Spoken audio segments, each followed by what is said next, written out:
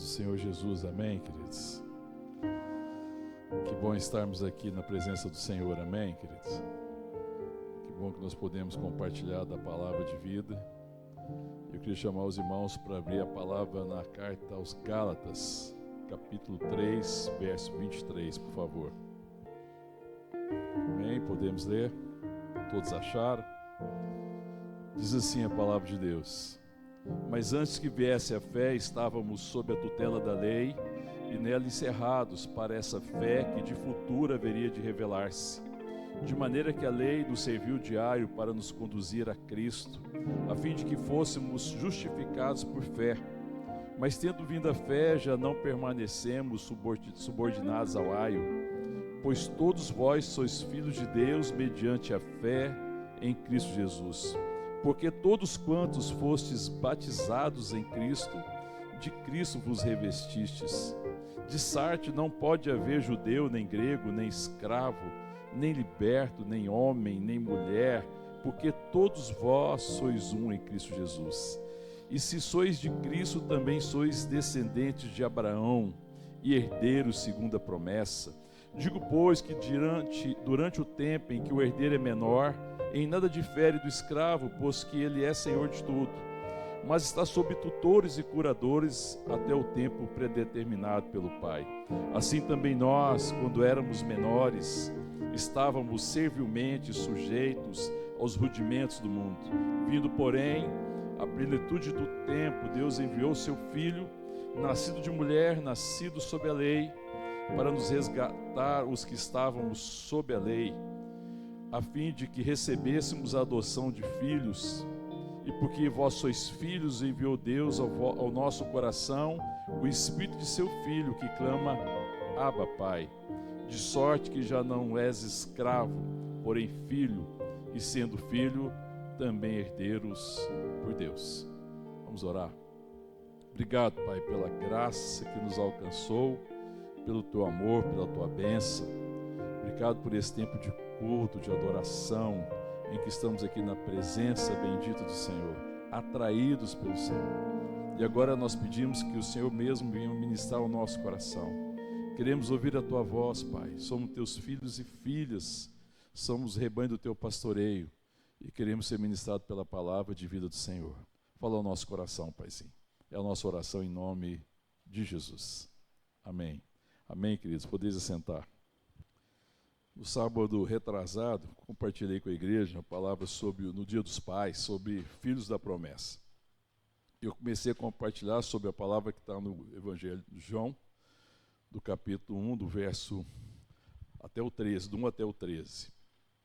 E compartilhei muito sobre a questão, primeiro, de que tudo tem origem na palavra de Deus, na palavra revelada, né, que a origem de todas as coisas está em Deus. Que Deus faz tudo segundo a sua vontade, e que na sua vontade Deus resolveu nos chamar à sua presença para sermos famílias, para sermos família de Deus, para sermos igreja, para sermos povo de Deus, e nos adotou em Jesus Cristo. Nós compartilhamos isso e nos fez filho, e aí também nós compartilhamos a respeito de que isso traz um entendimento para nós da necessidade que nós temos de conhecer aquilo que se revela da parte de Deus como palavra. Porque tudo que Deus faz, Ele faz a partir da sua palavra. Nós compartilhamos que Deus tem compromisso com a sua palavra. E Deus é fiel à sua palavra. E Ele nos chama a andar segundo a sua palavra. Que nós devemos viver segundo a eternidade da sua palavra, porque a palavra de Deus é eterna. E nós precisamos andar de acordo com a eternidade da palavra de Deus. E que Deus tem compromisso não com o que a gente faz, nós compartilhamos também, mas Deus tem compromisso com a sua palavra, então nós precisamos alinhar a nossa vida à palavra de Deus. Ele tem compromisso com aquilo que é correspondente, fiel à sua palavra, amém, querido? E o penhor da palavra de Deus, a garantia que Deus nos dá a respeito da sua palavra e das suas promessas, é a oferta do seu Filho. A oferta de Jesus é o penhor, é a garantia a respeito da sua palavra. Ele prometeu salvação e ele cumpre a salvação através de Jesus. E nós começamos a ler lá, na semana retrasada, no Evangelho de João, que fala assim: no princípio era o Verbo. O Verbo era Deus e o Verbo estava com Deus. O Verbo é Cristo. Ele é a palavra. Amém, querido? O Marcelo Bispo, né, completando 51 anos, hein, Marcelo? Graças a Deus, hein, Marcelo? Que coisa bendita, 51 anos. Lembrou que hoje de manhã, né, do Evangelho de João, capítulo 6, verso 14, que fala que Jesus falou: eu sou o caminho e a verdade e a vida. Ninguém vê ao Pai a não ser por mim. Na verdade, Jesus não tem, de fato, uma palavra. Ele é a palavra. E tudo foi feito pela palavra. Pela fé, nós cremos que pela palavra de Deus o universo foi formado. Amém, querido? Pela palavra de Deus as coisas foram feitas. Deus falou. E porque Deus fala, Ele traz à existência todas as coisas pela sua palavra. Por isso que fala, o princípio era o Verbo. E o Verbo era Deus. E nós compartilhamos que a gente jamais vai compreender a paternidade de Deus se nós não tivermos essa compreensão profunda de que tudo Deus faz pela sua palavra. E eu posso descansar na sua palavra, que Ele cumpre as suas promessas. Amém, querido? Que Ele cumpre todas as suas promessas. Amém? Então, antes de todas as coisas, existe a palavra de Deus. Existe promessa para nós. Nós compartilhamos também de que essa questão da paternidade, nós vivemos a paternidade como igreja quando nós recebemos da parte de Deus aquilo que se revela da parte dele. Porque a paternidade vem quando nós cremos na palavra e nós vivemos a palavra. Então, o sentido paterno da igreja, da maturidade da igreja, do cumprimento da missão da igreja, é quando nós somos um povo que recebe a palavra, que crê nessa palavra e vive a palavra. Então, a importância da paternidade. Nós demos o exemplo de José, que não sendo pai biológico de Jesus, se torna pai pela fé.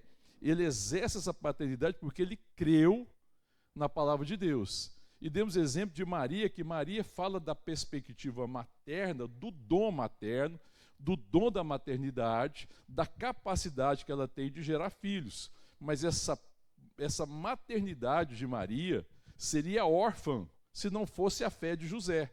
Você veja que a capacidade, o dom, o talento que Deus dá é órfão, se ele não for sustentado pela palavra de fé.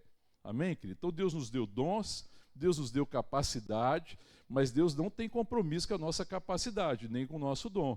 Deus tem compromisso com a palavra. Então, nossos dons e capacidade devem estar a serviço da palavra, deve ser sustentado pela palavra e deve ser guiado pela palavra. Amém? Glória a Deus. Quem quiser depois pode ir lá, acessa lá aí as mídias digitais aí da Igreja Vida, lá tem a palavra gravada, lá no YouTube tem gravada, acho que podcast eu não sei se tem, mas no YouTube tem. Amém? Tem lá no YouTube, pode ver lá o que nós compartilhamos. E eu gostaria de continuar agora a respeito, então, agora desse texto da palavra de Gálatas. Quando Paulo está escrevendo à igreja, que está na Galácia, e ele está lidando com a questão da fé, porque uma vez a igreja tendo começado pela fé, e a fé fundamentada na palavra, ela vinha se desviando e se entregando à questão da lei. E isso começou a trazer algumas dificuldades. Paulo escreve, então, essa igreja para trazer, de fato, a igreja a viver na palavra, cumprindo o chamado de sermos, de fato, filhos da promessa e não filhos da lei. Porque ser filho da lei fala da capacidade que eu tenho de cumprir uma lei. E aí, olha o que ele escreve a respeito da lei. Vamos ler mais um pouco esse texto que nós lemos já, né? Vamos passar agora verso a verso. Olha o verso 23. Mas antes que viesse a fé, estavam sob a tutela da lei, nela encerrados, para essa fé que de futuro havia de revelar-se. Ora, antes de crer em Jesus, nós estávamos debaixo da tutela da lei. E a lei, o próprio apóstolo Paulo vai escrever no verso 24, ele diz assim: de maneira que a lei nos serviu de aio para nos conduzir a Cristo, a fim de que fôssemos justificados pela fé. Ora, a lei, ela estava mostrando o pecado do nosso coração. A lei, ela veio para que avultasse o pecado, para que a gente percebesse o pecado. Se não fosse a lei, eu não perceberia o pecado do coração. Mas a lei nunca teve o papel de justificar. A lei nunca teve o papel de salvar. Era impossível ser salvo pelas nossas próprias obras, porque nós estávamos enfermos. O apóstolo Paulo também vai escrever isso na carta aos Romanos, no capítulo 8. Amém, querido? Então, a lei nos serviu diário, ela foi nos conduzindo a Cristo até que a gente cresce na salvação e na redenção que há nele.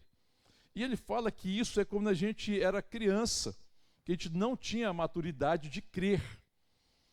E nós andávamos segundo as nossas capacidades.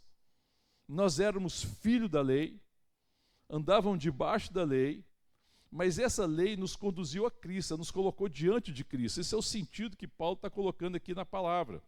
E ele fala no verso 25, mas tendo vindo a fé, já não permanecemos subordinados ao aio. Verso 26, pois todos vós sois filhos de Deus mediante a fé em Cristo Jesus. Porque até então nós não éramos filhos, nós estávamos sendo conduzidos e a lei serviu como alguém que nos conduz a algum lugar. Que eu não tenho ainda habilidade, eu não consigo chegar, eu não tenho as condições, mas ela está me levando na direção da salvação e da redenção. Esse é o papel da lei. Amém, irmãos?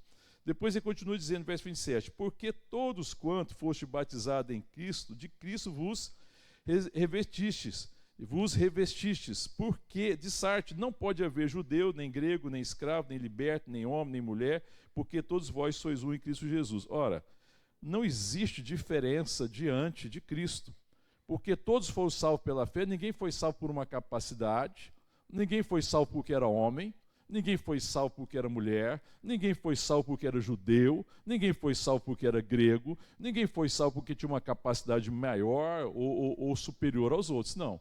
Diante da lei nós somos todos um. Todos nós éramos necessitados, diante da graça, né, de Cristo, todos nós éramos necessitados, todos nós carecíamos de salvação, não importava qual era a nossa capacidade, mas em Cristo nós somos redimidos, em Cristo nós somos feitos um só.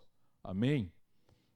E aí depois ele continua dizendo, verso 29, e se sois de Cristo, também sois descendentes de Abraão e herdeiros segundo a promessa. E aí ele volta à questão da promessa. E vai falar que existe uma promessa, que nós somos agora filhos da promessa. Nós compartilhamos no domingo retrasado a respeito dessa promessa de Deus feita a Abraão, lembra, irmãos? Lá em Gênesis, que Deus faz uma promessa a Abraão e fala, em ti serão benditas todas as famílias da terra. E ele faz uma promessa a respeito do descendente de Abraão, e o descendente é Cristo, amém, querido? Porque através de Cristo, todas as famílias seriam abençoadas, amém? E nós somos abençoados nele, amém? E aí ele fala assim, no verso agora 4, verso 1 do capítulo 4. Digo, pois, que durante o tempo em que o herdeiro é menor, em nada difere do escravo, pois ele é senhor de tudo, mas está sob tutores e curadores até o tempo predeterminado pelo Pai. Verso 3, assim também nós, quando éramos menores, estávamos servilmente sujeitos aos rudimentos do mundo. Quando nós éramos menores, o que nós estávamos? Qual era a nossa situação? O que quer dizer com isso? Nós estávamos aonde? Debaixo do quê? Da lei. Nós estávamos debaixo da lei, nós éramos filhos das nossas possibilidades, nós éramos escravos do pecado, estávamos debaixo da lei. Mas ele fala assim, vocês estavam como tutores, ou curadores, até o tempo determinado do Pai. Ou seja, qual que é esse tempo determinado? Até o tempo da salvação, até o tempo em que nós fôssemos redimidos em Jesus. O verso 3, então, nós, quando estávamos menores, quando éramos menores, estávamos servilmente sujeitos aos rudimentos do mundo. E o verso 4, vindo, porém, a plenitude do tempo, Deus enviou seu Filho, nascido de mulher, nascido sob a lei, para resgatar os que estavam sob a lei, a fim de que recebêssemos a adoção de filhos. Amém, querido? E é claro, se fosse bom, até aqui não tem grande novidade, né? Nós estamos falando de algo que nós conhecemos, que nós estávamos perdidos, que nós fomos encontrados, que nós estávamos sujeitos à lei, nós éramos filhos da lei, agora ele está nos chamando, nós somos filhos da promessa. Olha o verso 5, para resgatar o que estava sob a lei, a fim de receber-se a adoção de filhos. E o verso 6, e porque vós sois filho, enviou Deus ao nosso coração o Espírito de seu Filho que clama, Abba, Pai. Nós jamais seríamos filhos de Deus se não fosse pelo Espírito de Deus, amém, querido? Porque o Espírito de Deus é o Espírito de Cristo, ele é o Espírito de filiação. Então, ele enviou ao nosso coração o Espírito de seu Filho. E é por causa do Espírito que habita em nós que nós clamamos Pai. Porque ele é o Espírito de Cristo, ele é o Espírito de filiação, ele é o Espírito de adoção, e é por causa do Espírito de Deus e da obra de Cristo, nós somos adotados em Deus. E agora, esse Espírito que habita conosco testifica com o nosso Espírito que nós somos filhos de Deus. Amém? Então agora Deus é o quê? Para mim e para você. Pai. Amém? Que não é apenas Deus, porque Deus sempre foi Deus. As coisas criadas revelam o poder de Deus. Mas é Jesus Cristo, como ele está escrito lá no Evangelho de João, no capítulo 6, que é o caminho, a verdade, a vida e que nos leva ao Pai, o único caminho do Pai, que nos revela o Pai. E aí ele nos dá do seu Espírito. E o verso 7 diz assim: de sorte que já não és escravo, porém filho, e sendo filho, também herdeiro por Deus. Amém, queridos? Aí, queridos, eu gostaria de compartilhar, então, a gente aprofundar, então, o sentido de ser filhos da promessa. E o que é essa promessa? O que é essa paternidade? O que isso traz? Qual que é a revelação que eu preciso ter no meu coração a respeito disso? Primeiro, quando eu penso em adoção, se você for pensar na adoção, na perspectiva que está aqui no texto, e o sentido da adoção naquela época, na época de Jesus, a adoção era uma forma que quem não tinha um filho, era uma forma de adotar alguém, ele adotava, então alguém que não tinha filho, ele poderia adotar alguém como seu filho, e ele deveria perpetuar o nome do pai, era uma forma de perpetuar o nome do pai, e ele também herdaria a herança. Então, se a gente pensa em adoção, quando Deus nos adota em Jesus Cristo, existem duas coisas, primeiro que eu tenho que pensar. Primeiro, que a adoção fala de perpetuar o nome do pai. Isso fala de testemunha, amém? A palavra para isso é testemunha, amém, querido? Nós perpetuamos o nome do pai testemunhando as virtudes de Deus. E isso é um chamado, né, que Deus tem para nós e que nós temos que ter sempre o nosso coração voltado para isso. A palavra de Jesus, que ele fala aos seus discípulos, em Atos Apóstolos, ele fala: mas recebereis poder, descer sobre vós o Espírito Santo e sereis minhas testemunhas em todos os lugares. E esse testemunhar é testemunhar que nós somos filhos de Deus.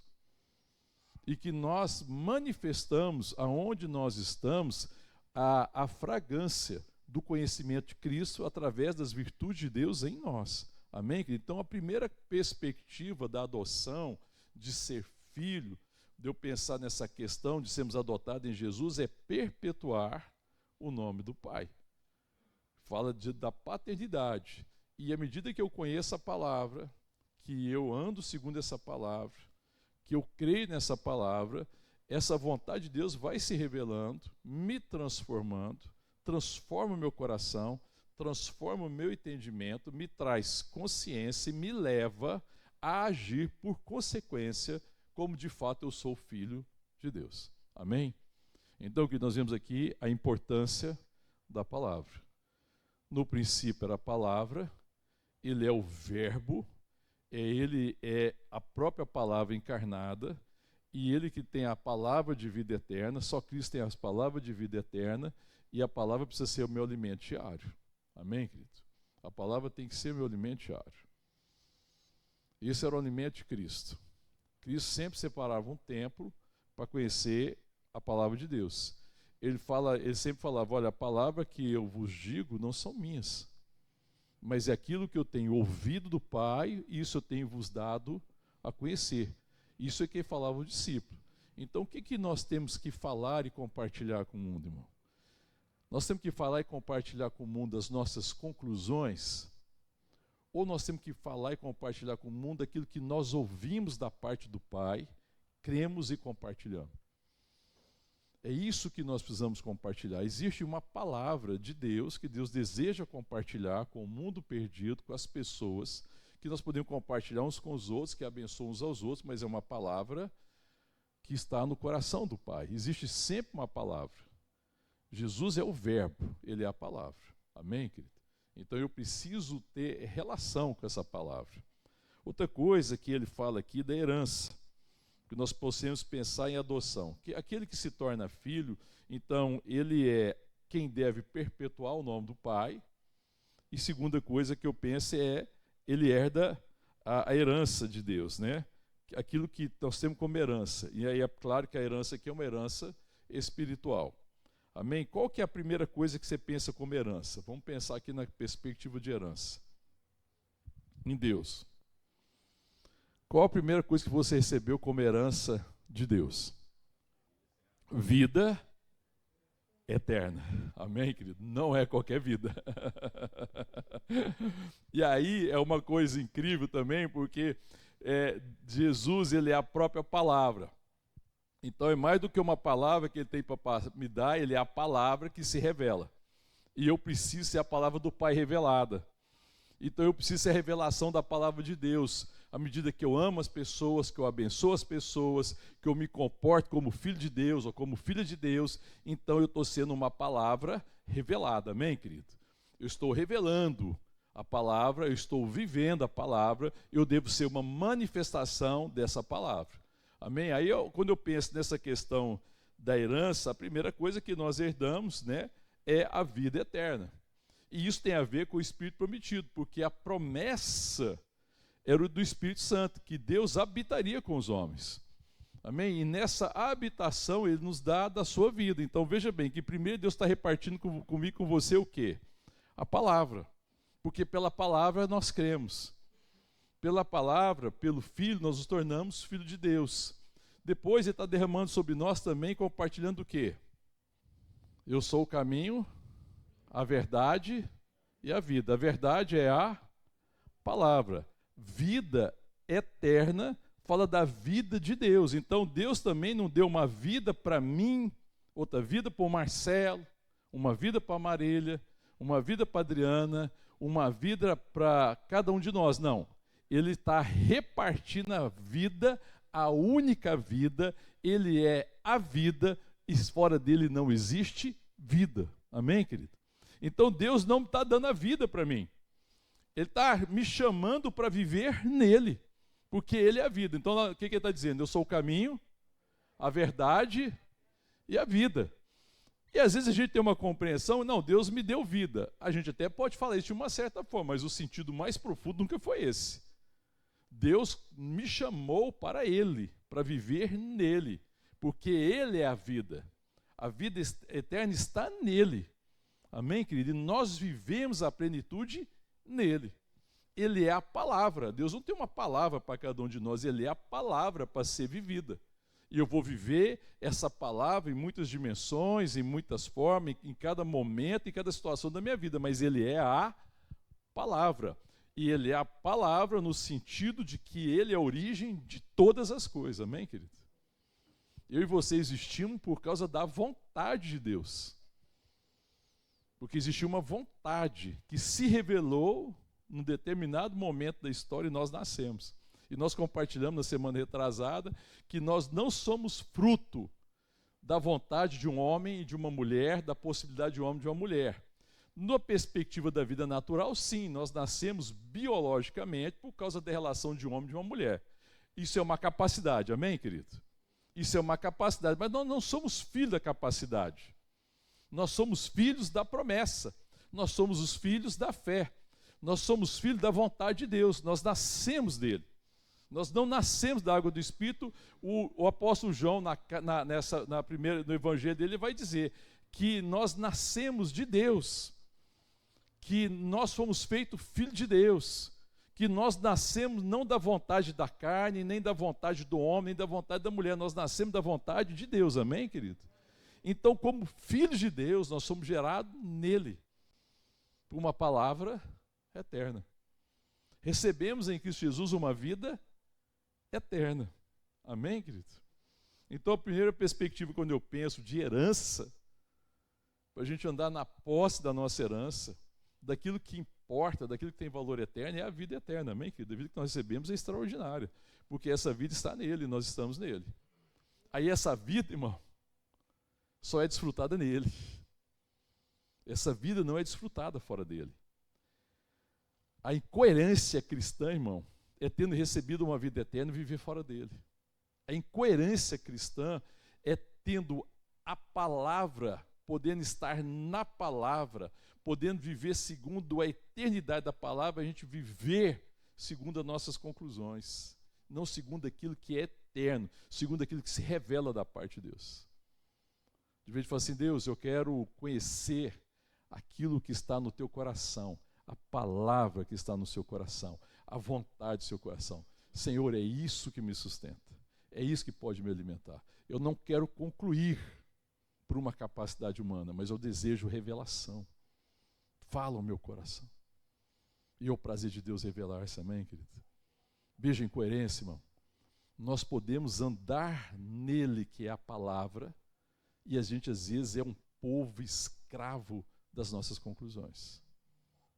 Daquilo que a gente concluiu, de uma capacidade apenas intelectual, mas às vezes não é a palavra eterna.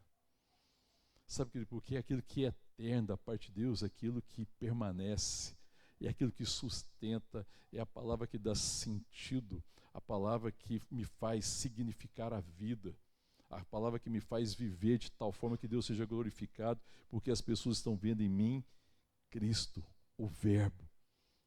Eu tenho que ser palavra revelada aonde eu estou. É muito diferente.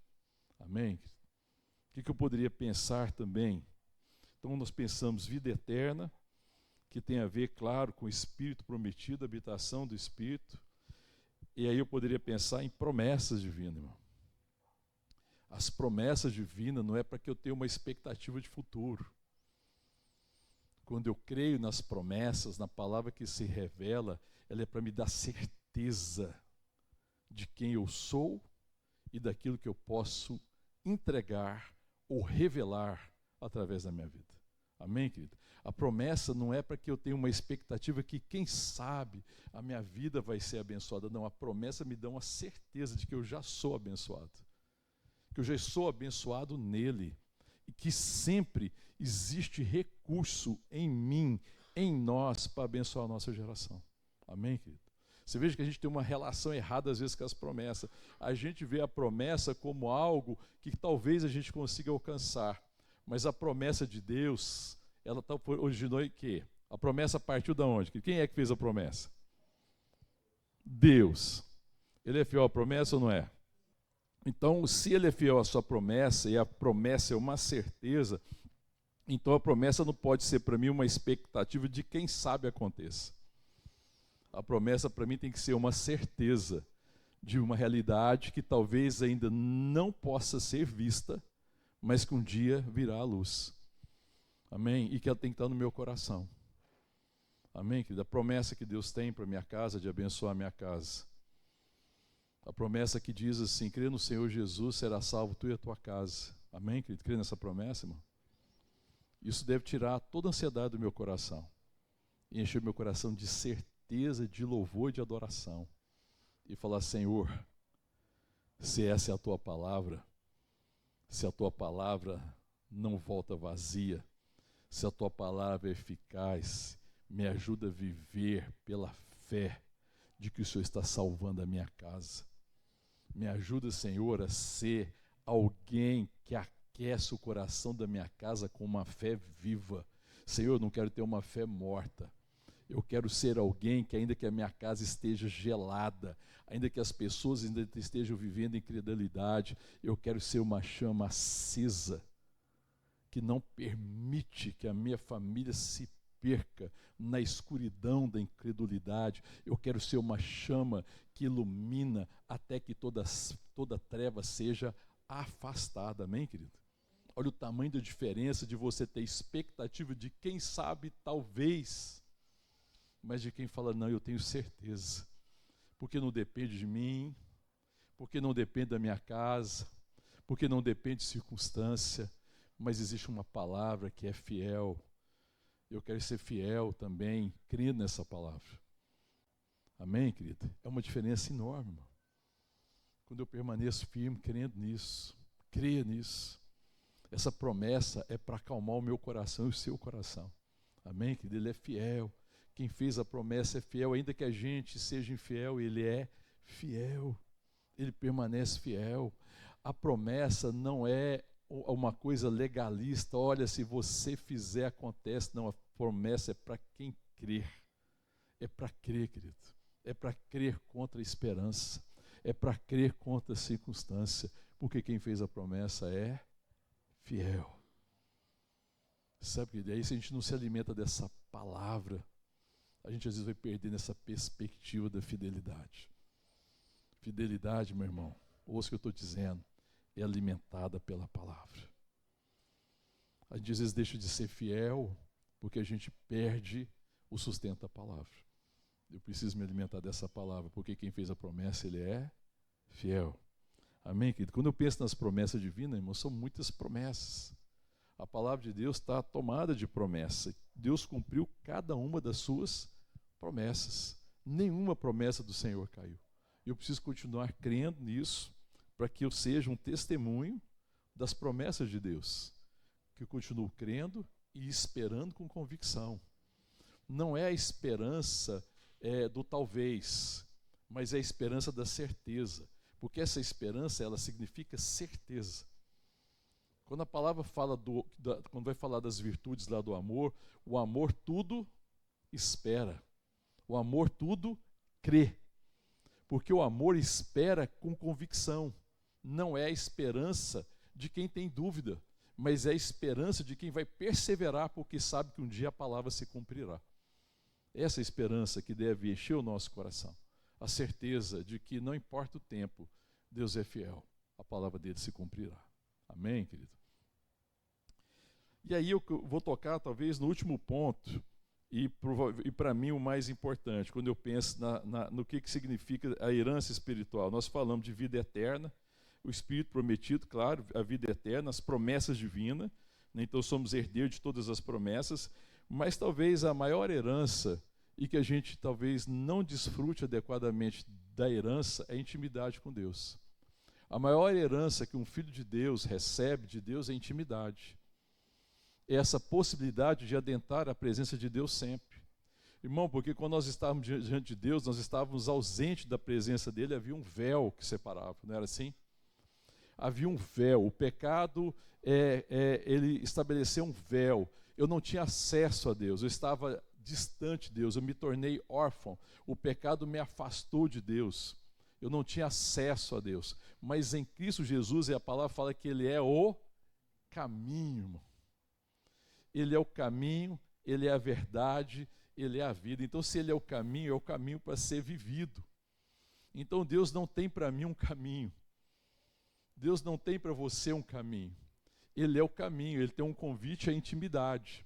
Então, o caminho é um convite à intimidade. O caminho é vem andar comigo.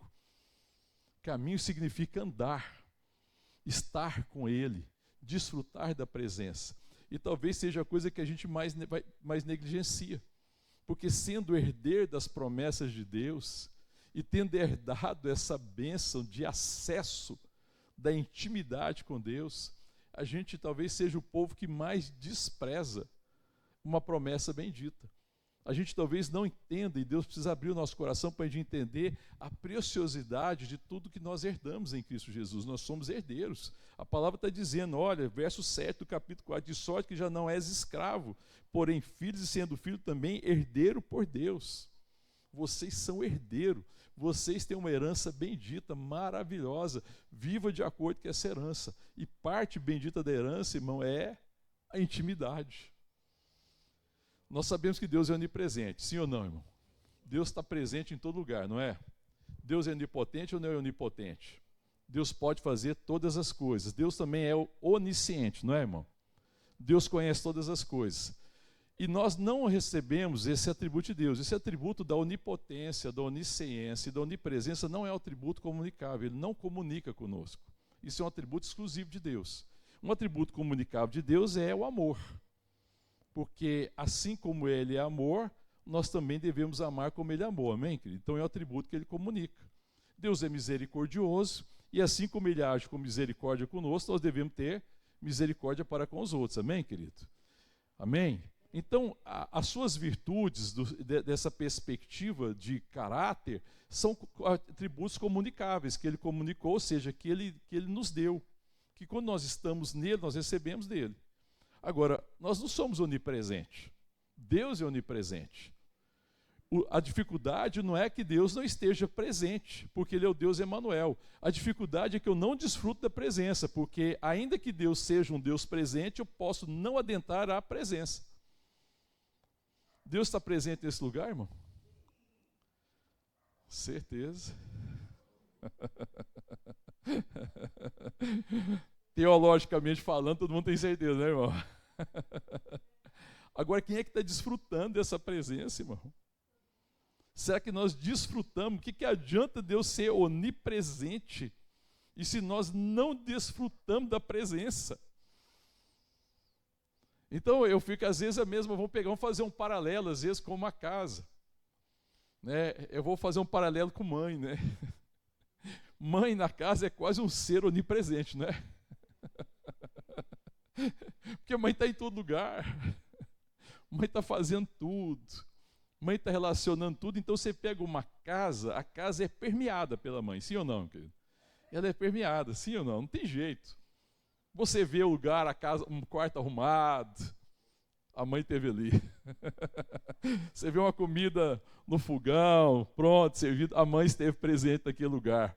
Você vê lá o bolinho, né, guardado lá para você, presença de mãe. Uma roupa passada, organizada, guardada, presença de mãe. Mãe presente, sim ou não? Não é? Tantas coisas, né, que eu poderia falar, né? Uma cama arrumada, né? Uma casa limpa, irmão. Uma casa limpa. Uma casa cheirosa. Uma casa que as coisas estão organizadas, uma casa que é agradável. A presença da mãe, certo? Sim ou não, irmão? E a gente sabe desfrutar disso, irmão? Às vezes a gente não sabe. E talvez seja um paralelo um pouco pobre, às vezes, da relação que nós temos com Deus. Sendo herdeiro de Deus, nós herdamos esse acesso à intimidade de Deus. Eu posso adentrar a intimidade de Deus todo o tempo. Eu posso acessar o trono da graça em todo o tempo. Existe um acesso. Jesus é o caminho. Eu sou a porta. Eu sou a porta das ovelhas. Quem entrar por mim entrará e encontrará pastagem. Encontrará sustento, encontrará vida. Eu sou o caminho. Sabe, então eu sou o lugar que você precisa viver.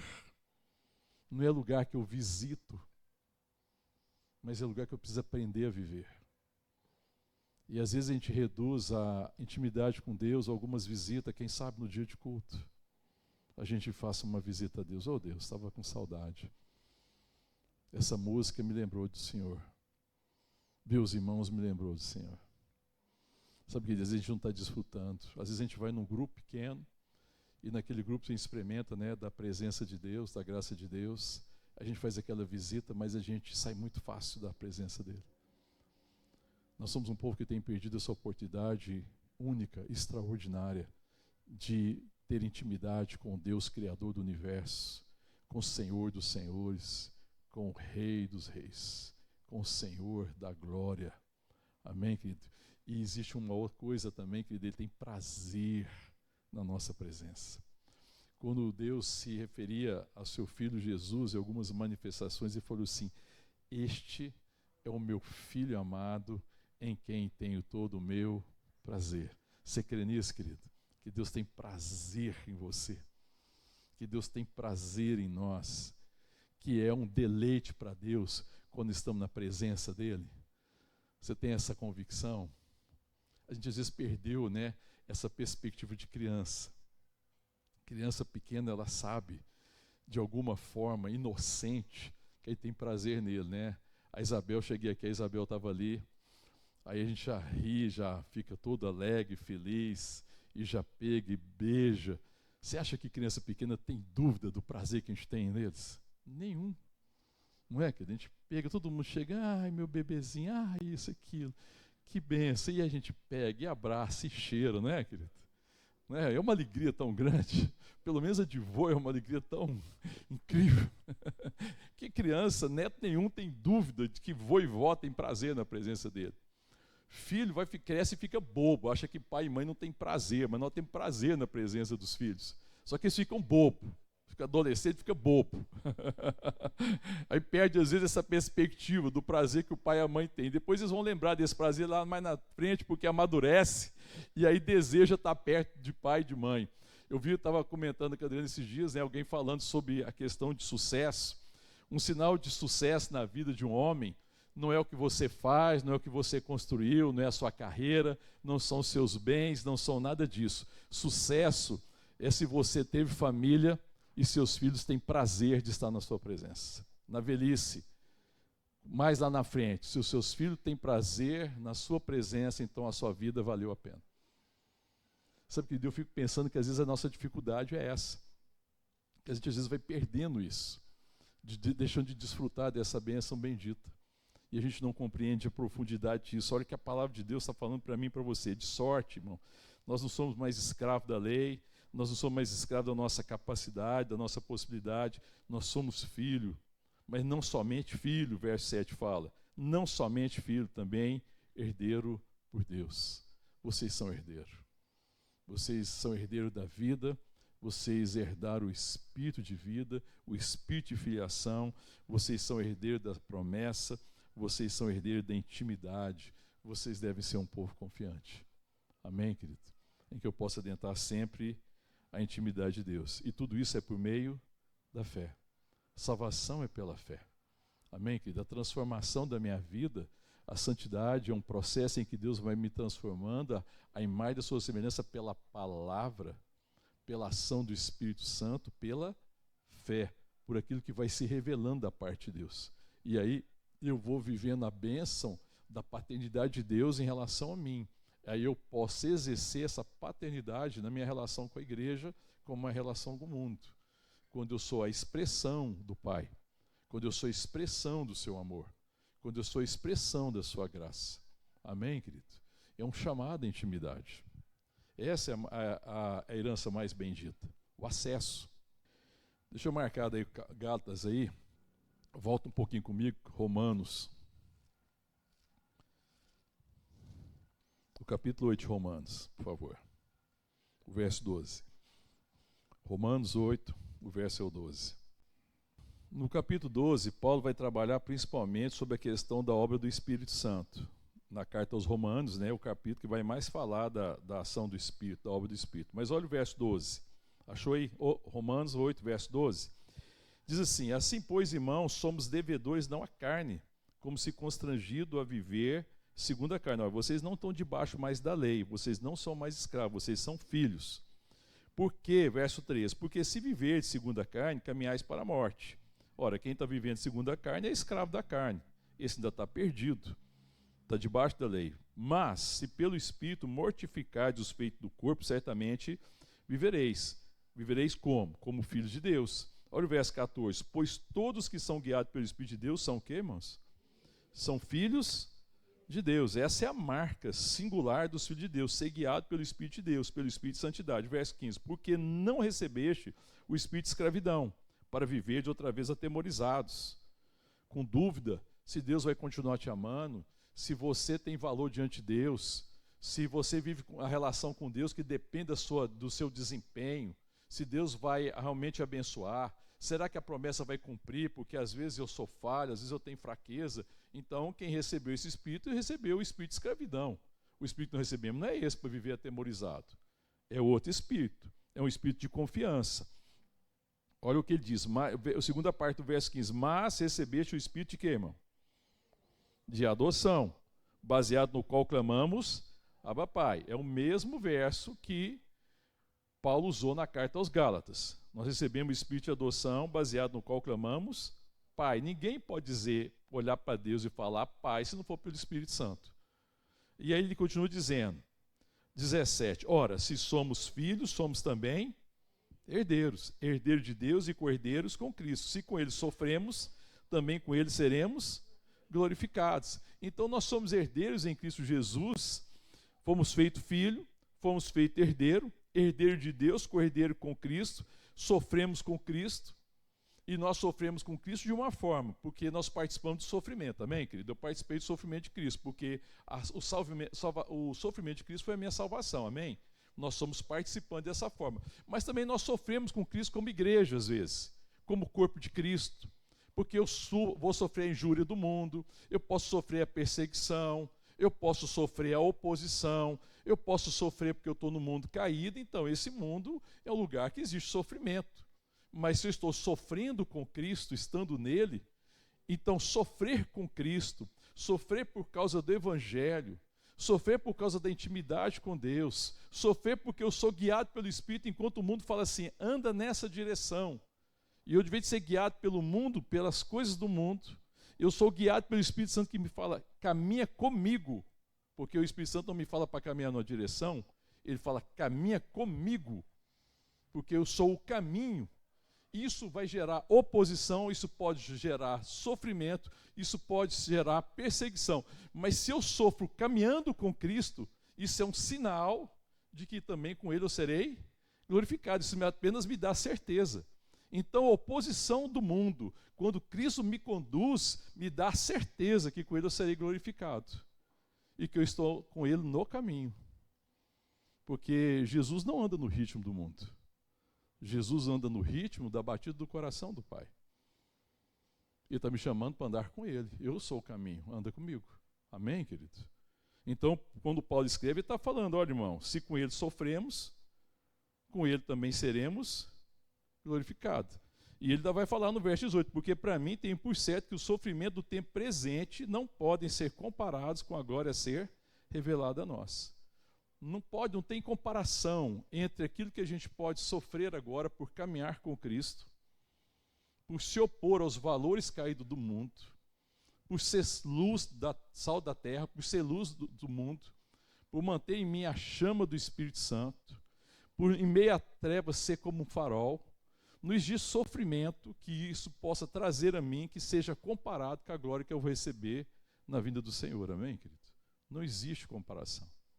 Isso tudo é muito pequeno. Isso tudo é muito pequeno, primeiro por quê? Porque isso eu vou viver nele, vou ser sustentado por ele, vou ser conduzido por ele. E é pequeno também porque isso não pode ser comparado com a glória que virá, amém, querido? Então, se com ele sofremos, com ele seremos glorificados. Nós somos herdeiros, amém, querido? E como herdeiro, eu tenho que deixar para trás os rudimentos do mundo. Paulo fala, olha, deixa para trás as coisas do mundo, os rudimentos do mundo, aquilo que o mundo valoriza como herança, aquilo que o mundo valoriza como um valor, mas que é tudo temporal, para que a gente possa viver a plenitude daquilo que Deus valoriza, do que está no coração de Deus, da palavra, para que a gente desfrute dessa palavra, seja sustentado pela palavra, que a gente seja guiado pelo Espírito de Deus, e que a gente não perca jamais a intimidade com Ele. Que a gente ande em intimidade com Ele todo o tempo. Amém, querido? Que a intimidade com Deus não seja apenas em tempo de culto, que não seja apenas em momento de grupo pequeno, mas que a intimidade com Deus seja a realidade da minha vida. Porque a gente nunca vai ser uma expressão viva de Deus se a gente não andar em intimidade. Porque se eu andar com Ele, eu vou expressar Ele. Porque se eu andar com Deus, eu estou contemplando a beleza da sua santidade. E a minha vida vai ser uma expressão disso, daquilo que está transformando o meu coração. Amém, querido? Eu vou repartir da sua vida, eu vou repartir do seu amor, eu vou repartir da sua alegria. Nós seremos instrumento de bênção, de cura e de restauração, porque a gente anda com Ele. Amém, querido? Somos herdeiros, irmão. Recebemos a herança mais extraordinária que existe. Recebemos a vida de Deus. Recebemos o Espírito de Santidade. E temos acesso ao trono da sua graça. Amém? Ele é o caminho em que eu devo andar. Ele é a verdade que deve alimentar meu coração. Ele é a vida que eu devo viver. Ele é a vida abundante. Ele é a vida eterna. Amém, querido? Que Deus nos dê a graça, que a intimidade seja a realidade do meu coração e do seu coração. E aí, querido, eu quero fazer um convite para a igreja, em nome de Jesus. Deus colocou no meu coração hoje. Eu quero fazer um convite a toda a igreja, a gente fazer um tipo de jejum. E o jejum é o seguinte: eu não vou caminhar durante uma semana, 2 semanas, 3 semanas, 1 mês, sem antes ouvir as palavras de vida eterna. Eu vou começar o meu dia na presença dele. Uma coisa que nós temos negligenciado como igreja é tempo devocional. A vida não pode ser só um momento devocional, mas o tempo devocional às vezes é uma forma de restaurar uma intimidade perdida. Sabe aquela amizade que faz tempo que você não encontra, aquela pessoa que faz tempo que você não encontra, sabe? E aí você encontra com ela lá, você fala assim, o que será que aconteceu com a nossa amizade? E você encontra com ela, o que você percebe? Você percebe a relação voltando, não percebe? Aí você percebe que ela te recebeu bem. Aí você fala, que bom, puxa, como foi agradável, como foi bom estar junto. Aí você deseja encontrar de novo, não é assim? Já percebeu, já passou experiência assim? De gente que ficou muito tempo sem encontrar, e quando a gente encontra, fala assim, meu Deus, por que a gente não está se encontrando? Por que não estamos desfrutando da vida? Sabe que às vezes uma coisa que cura o nosso coração é a gente voltar e falar assim, não, eu não quero começar meu dia se não for na presença de Deus. Eu não sei se para você é mais fácil um começo do dia ou um final do dia. Fala, não, para mim de manhã não dá, eu levanto cedo demais, sei lá, se é o caso de alguém, e não dá para mim ter esse tempo. Sabe, mas é preciso voltar às primeiras obras, é preciso voltar ao primeiro amor, é preciso voltar ao tempo de comunhão, é preciso voltar à palavra, é preciso voltar à intimidade, porque se eu não faço isso, irmão, provavelmente durante o dia eu não serei guiado pelo Espírito. E é um desperdício passar um dia inteiro, irmão, sem ser guiado pelo Espírito Santo de Deus. O Senhor precisa nos guiar.